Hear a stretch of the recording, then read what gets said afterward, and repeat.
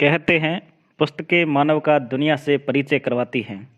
ऐसी ही पुस्तक एक है जो पूरी दुनिया के अंदर छाई हुई है। उस पुस्तक का नाम है Sapiens. Sapiens a brief history of humankind. Sapiens मानव जाति का संक्षिप्त इतिहास। इस पुस्तक को इजराइल के महान इतिहासकार युवाल नोआ हरारी ने लिखा है। इस पुस्तक के कई प्रशंसक हैं और कई लोगों ने इसको पढ़ा है और कई लोगों ने इसे पढ़ने के लिए प्रेरित किया है, जिसमें बराक ओबामा, बिल गेट्स से लेकर कई जानी मानी हस्तियाँ इसे पढ़ चुकी है और इनके बारे में लिख चुकी हैं। तो हम जानते हैं कि किस प्रकार से सेपियंस दृष्टिकोण देती है और हमें क्यों सेपियंस को पढ़ना चाहिए और उनसे हम क्या सीख ले सकते हैं।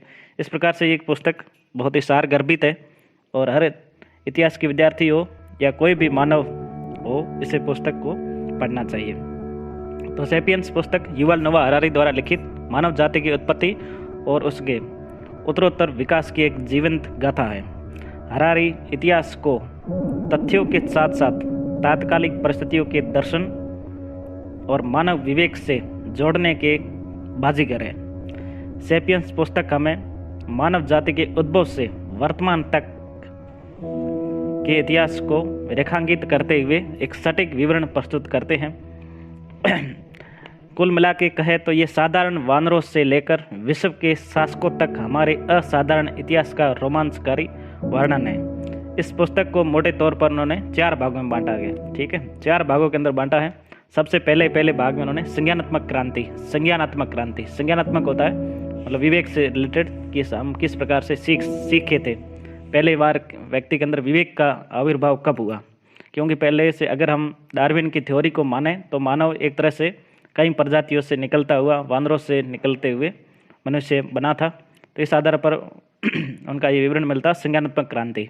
इसके अंदर उन्होंने 4 चैप्टर दिए थे और इस प्रकार से लिखा गया है। तो इस तरह से देखा जाए तो इस काल में मोटे तौर पर इस काल में मानव के विचार, बुद्धि, प्रकृति नियंत्रण एवं समझ विकसित करने का काल था। होमो सैपियंस के साथ साथ आधा दर्जन से अधिक प्रजातियां विद्यमान थी। मतलब क्या हुआ, इसका मतलब है कि ये कहना चाहते हैं कि होमो सैपियंस का जो काल था उसमें और भी प्रजातियां थी, उनके साथ हमारी कई भिड़तें हुई, टकरें हुई और उसके बाद होमो सैपियंस उसमें विजयी हुआ और उन सभी प्रजातियों पर नियंत्रण स्थापित किया और विश्व पटल पर अपनी धाक जमाई। मानव की सर्वाधिक कारगर प्रमुख खोज थी आग की खोज ने मानव को प्रकृति में खाद्य श्रृंखला के ऊपरी छोर पर पहुंचा दिया, क्योंकि आग ऐसी एक खोज थी जिसके आधार पर हम आग जलाकर प्रकृति पर नियंत्रण रख लिए और जितने बड़े बड़े जानवर वगैरह थे, शेर हो चाहे किसी से भी हमारी खुद की हमने सुरक्षा कर ली। ठीक है, और आग से हमारा भोजन जो था उसको हम गर्म करके खाने से पाचन जल्दी होता है। इस प्रकार से एक तरह से आग ने मतलब मानव को पूरी तरह से बदल दिया था। तो संज्ञानात्मक क्रांति काल में मानव का विवेक उच्चतर स्तर पर पहुंच चुका था और इसे नवीन दिशा देने की आवश्यकता थी।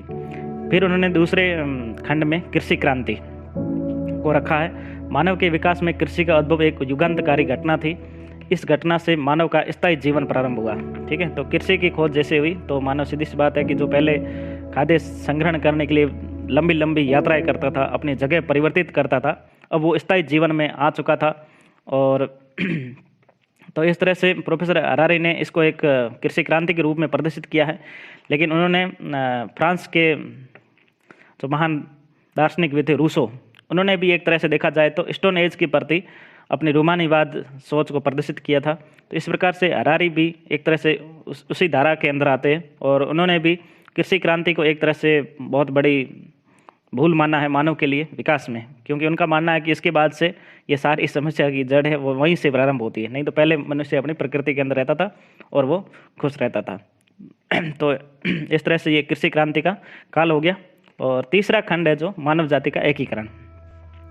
ये सोचने वाली हम सबके लिए बात होगी कि पूरे विश्व के अंदर जिस प्रकार से मनुष्य का विकास होता जा रहा था, तो किस प्रकार से उन्होंने एक ढांचे के अंदर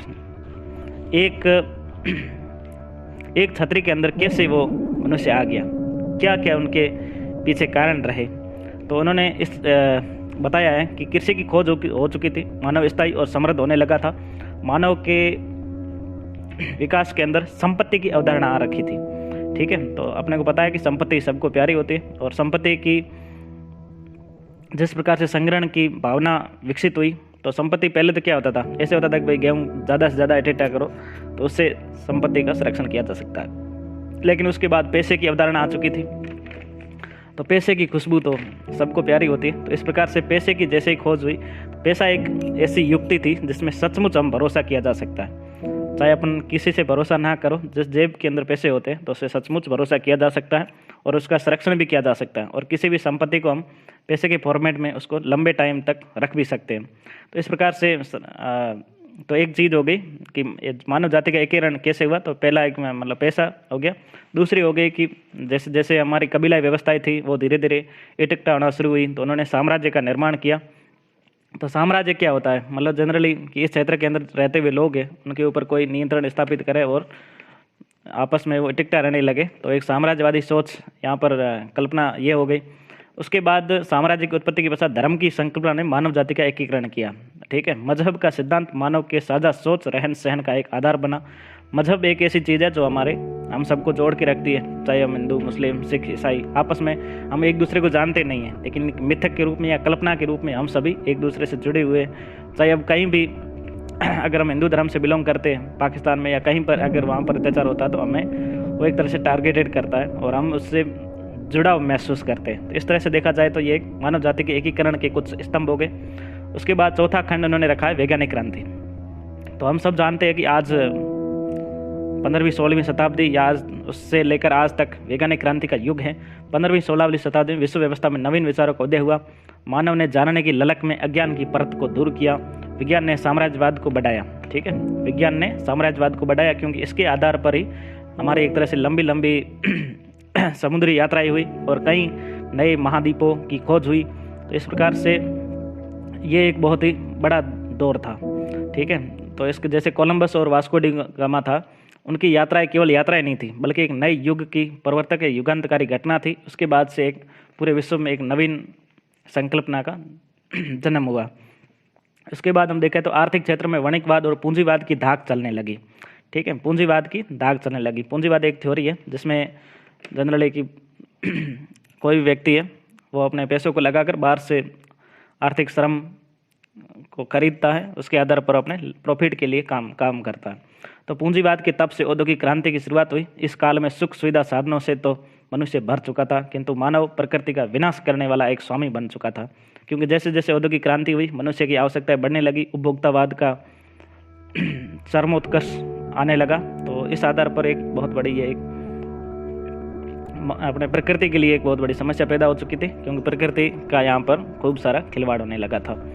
और उसके बाद एक तरह से देखें तो 1945 के अंदर जैसे ही परमाणु परीक्षण हुआ, तो उस आधार पर हरारी ने लिखा है कि परमाणु परीक्षण और उससे निकले गगनचुंबी राख ने भगवान को भी आगाह कर दिया था कि हम दुनिया समाप्त कर सकते हैं। एक तरह से खतरनाक एक खोजें भी हुई। कुछ चीज़ें हमारे लिए आवश्यकता अच्छी भी थी तो कुछ चीज़ें हमारे लिए खराब भी थी। तो हरारी ने अंतिम रूप से ये चिंता व्यक्त की है कि होमो सैपियंस का अंत हो सकता है, क्योंकि जैसे ये परमाणु परीक्षण हो गए, ठीक है, तो ये भी कभी भी मानव जाति के लिए खतरनाक साबित हो सकते हैं। वर्तमान दौर में जेनेटिक इंजीनियरिंग से कर मानव डीएनए में परिवर्तन किया जा सकता है, जैसा चाहे वैसा हम मानव बनाया जा सकता है।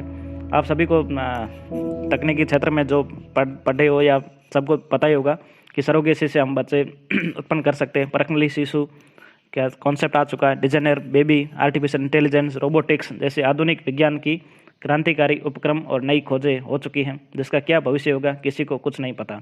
क्योंकि जिस प्रकार से डार्विन ने जो थ्योरी दी थी विकासवाद की, वो एक धीमी और एक प्रकृति परक विकास की अवधारणा थी।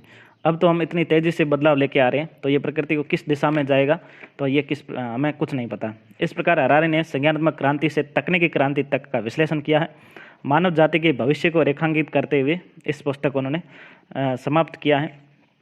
तो एक तरह से देखा जाए तो ये पुस्तक बहुत ही शानदार पुस्तक है और इनके बारे में बराक ओबामा ने, जो अमेरिका के राष्ट्रपति थे, उन्होंने लिखा था कि रुचिकर और उत्तेजक। ये पुस्तक हमें एक दृष्टिकोण देती है कि हम कितने अल्पकाल से इस धरती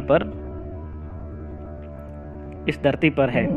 और बिल गेट्स ने इनके बारे में लिखा है कि मैं उन लोगों को सैपियंस पढ़ने की सिफारिश करूंगा जो मानव प्रजाति के इतिहास और भविष्य की रुचि रखते हैं। तो इस तरह से देखा जाए तो ये पुस्तक बहुत ही सारगर्भित है, बहुत ही शानदार है, तो आप सभी पढ़ सकते हो, अच्छी बुक है।